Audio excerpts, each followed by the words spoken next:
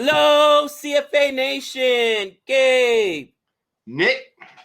Woo, the Wicket Keeper joins us for this interesting discussion on the 2020 CPL Playoffs. All right, today was the first game of the semifinals. I got to watch a little bit. You guys that follow us on Twitter know that in the morning I was tweeting. I woke up at like 6, got some stuff done because I knew the game started at 7, and I at least caught like an hour and a half of the game before I had to start school. Funny thing is, by that time I was so confident. I was so absolutely confident, Nick, at that point, if you follow the timeline, that my Knight Riders were going to win the game, that I didn't have to pay attention about it until my lunch break. And of course, they came and won the game, guys. It was insane to me. And I know Nick's going to touch on this, so I don't want to steal his thunder. But this was such a one-sided game, and this was such a beatdown. No disrespect to the Jamaican Talawas. You know, they're athletes, they showed up or whatnot, but I'm really going to put this one on the shoulder of ownerships. But both games today, and Nick, you could go ahead and give them the score for both games, but both games today, in my opinion, shows one of the major or glaring issues so far we've had with the CPL.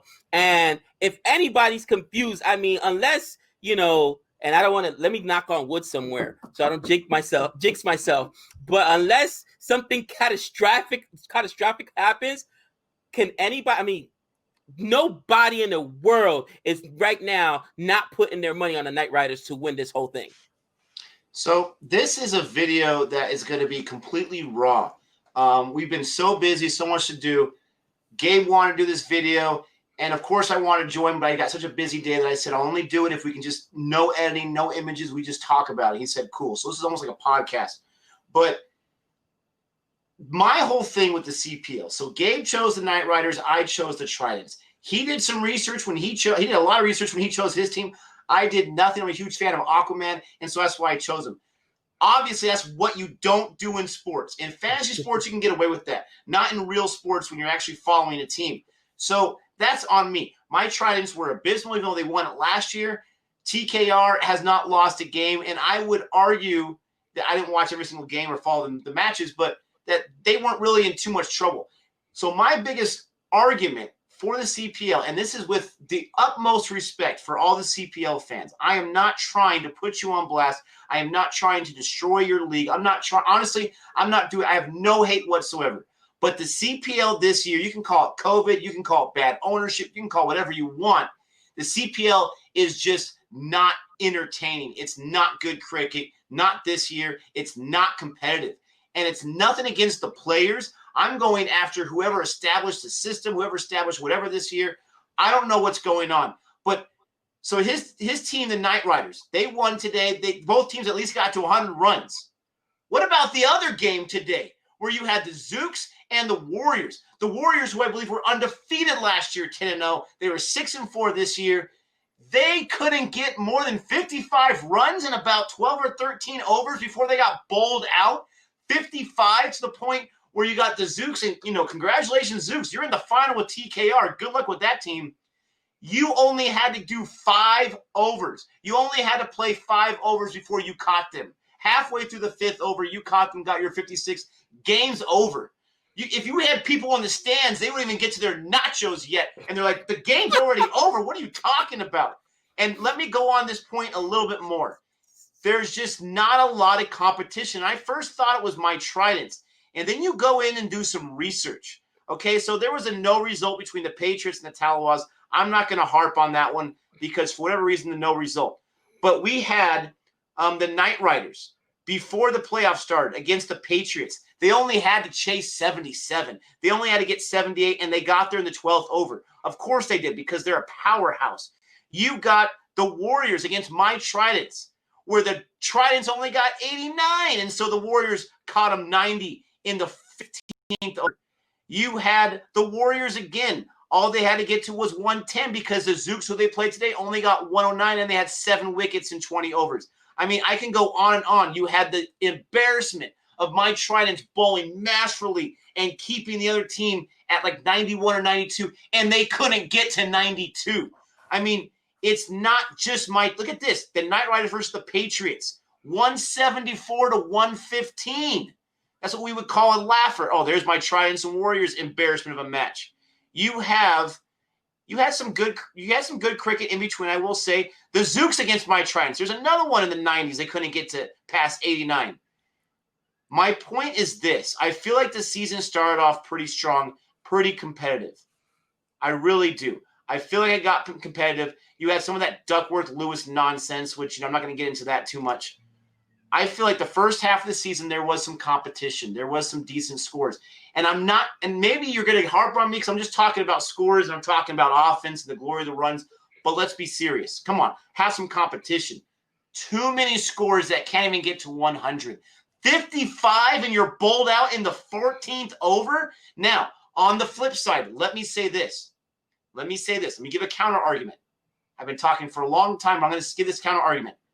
Maybe the CPL has just way better bowlers than they have batsmen. Let's give credit to these bowlers. Let's give credit to these men who are out there and just slinging that ball and getting wickets to fall and keeping these batsmen from being able to get any kind of momentum or kind of consistency. Let me say that, and let me preface my argument as the batsmen are not competitive in the CPL, not this year. The bowlers, my gosh, they're bowling out, no pun intended. They are going crazy. But that's my whole argument. That's my whole thing. And yes, I am a little salty because I chose a team that just didn't perform this year. And then my best friend here, he chose a team that can't even get close to getting a loss besides Duckworth-Lewis. I'm looking at you. So that's my whole argument. I'm sure I'm going to tick off every fan from the CPL, but you got to be honest with me this year. You've got to be honest with me this year that I have a point.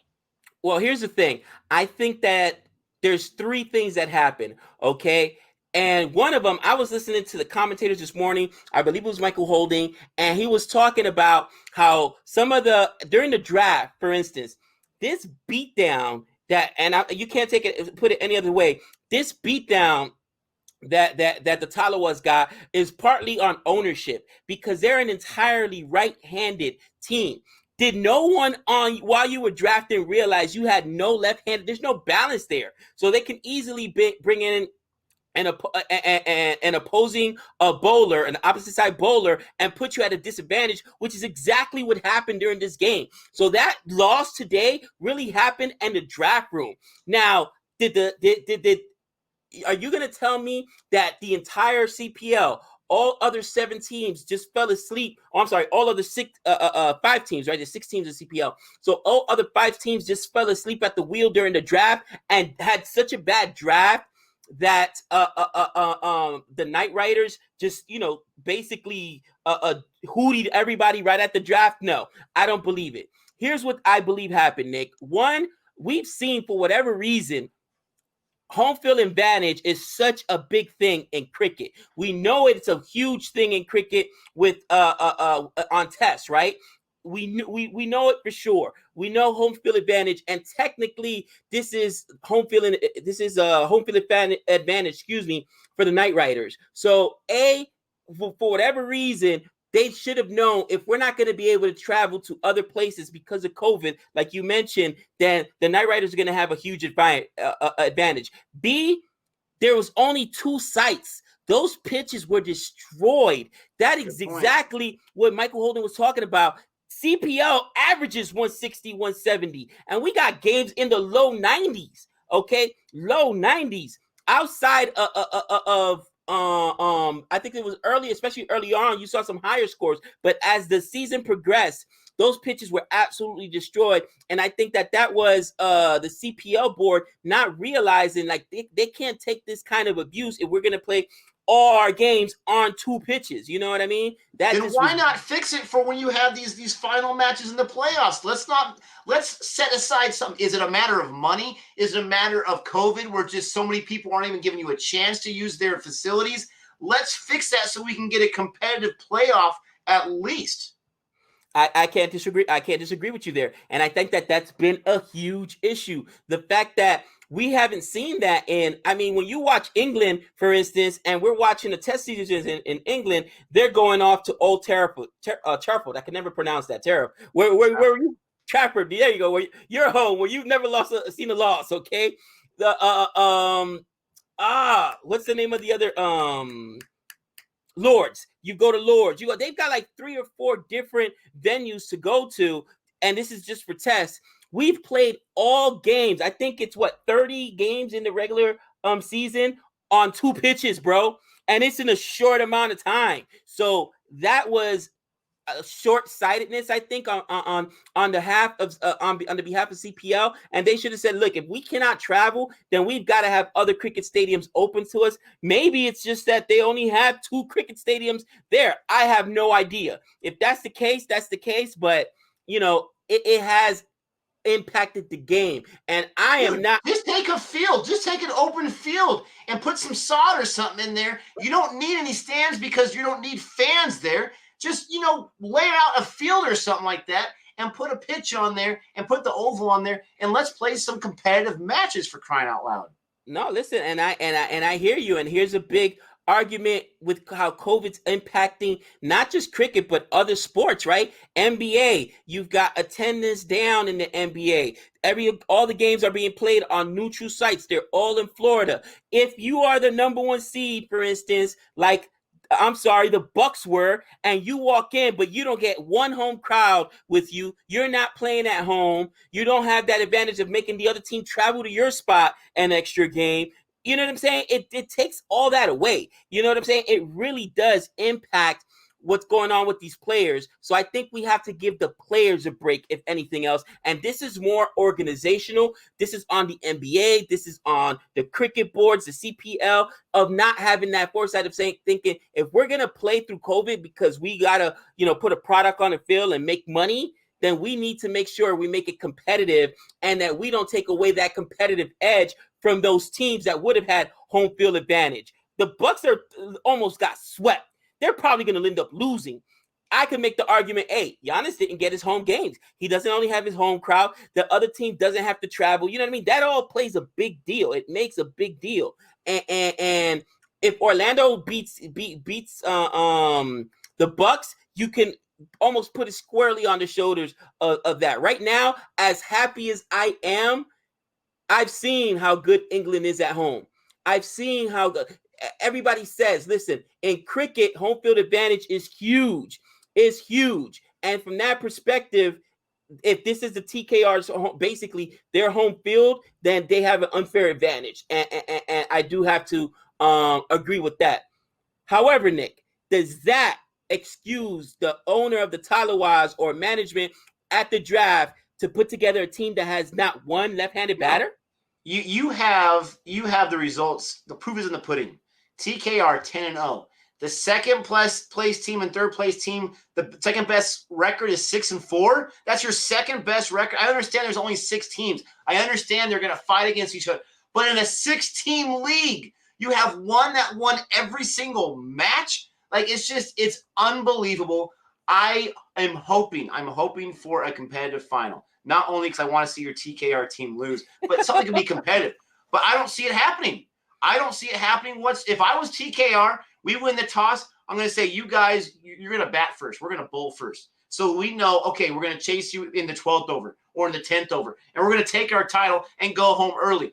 That's what seems to be happening when they're going to play the Zouks. I could be wrong. Now, the Zouks showed up today. They got their 56 in just under 5 overs, so that gives me a little bit. You put that average out, and that's 200 runs, for crying out loud. So maybe it might be competitive, but the Zouks have had themselves some stinkers this year, this season. Again, I am not trying to offend anyone. I am not trying to slam. I'm not trying to be this guy who comes in to one season and says, okay, this league sucks. I'm not saying that at all. I'm saying it's uncompetitive. And I'm saying that someone like myself who's open and willing to come into a league, and this is the kind of product that I get, whether I'm a Tridents fan or I'm just a fan of good cricket, then I'm disappointed. And that's just one man's opinion. Am I going to stop watching CPL in the future? Of course not. Of course not. But I'm not too impressed myself. And if you're putting together a season with Scotch tape and a flashlight after COVID, and this is the best you can give me, we got to do a little better. That's my whole message. But congratulations to TKR. This team, they just beat the rocks off everybody. They're ready to go into the championship. Hopefully we get a competitive match here. Let us know, what are your thoughts about this whole conversation? Hopefully you are not offended by what I'm saying, by what we're saying, and you're able to see our true message. Give us some feedback on that. Let us know what you think. Let's let this be a respectful conversation, but a good conversation. Don't forget to like and subscribe, and let us know in the comment section. Do the Zouks have any chance whatsoever? I would love nothing more for Gabe's team to lose, but I don't think they have any chance personally. So let us know what you think. I think that my parting thoughts of this. They were talking on the other day on Twitter that this is the lowest ratings the NBA has had. Most people didn't even realize that college football started for us last week. Okay, low ratings again. I mean, the products. I don't care what sport you're watching right now, whether whether it's Major League Baseball, whether it's football, whether it's cricket right now.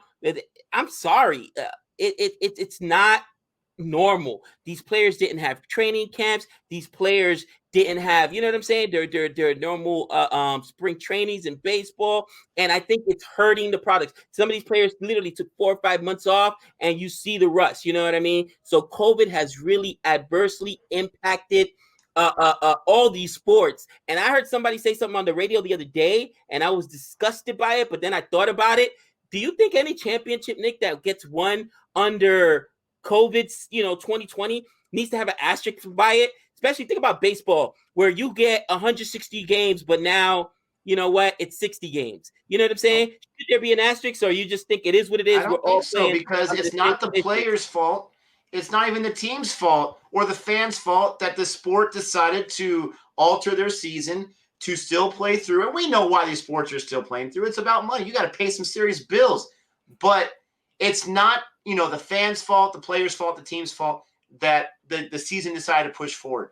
You talk about baseball, the players' union was pretty, aggressive about possibly we're okay if we miss this season. You guys got to prove to us that we're going to be safe out there before we play. So it's like they were begging the owners and everything, please let us have our season, please, please. It's not their fault. If they win, are we going to be able to not think about it?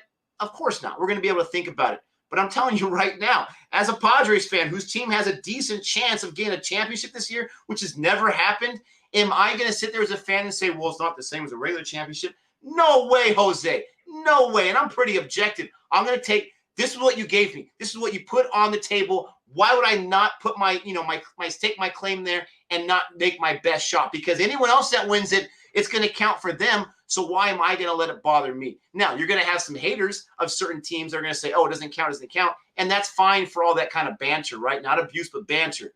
But it completely counts. Okay. And I want to let us know in the comments what you guys think. I happen to agree with you, Nick, because here's the bottom line.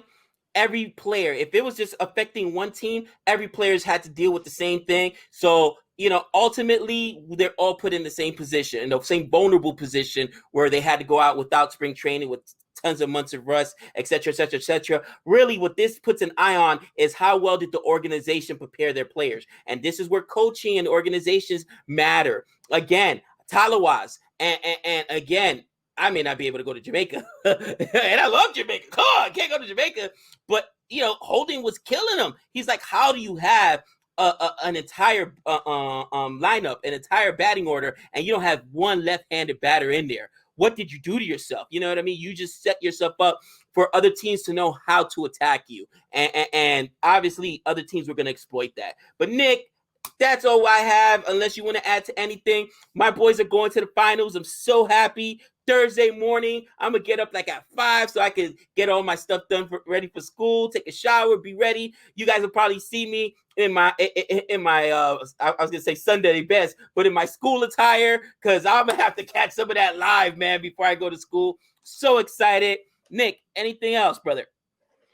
Until next time. Woo, it's 6 runs, Daddy.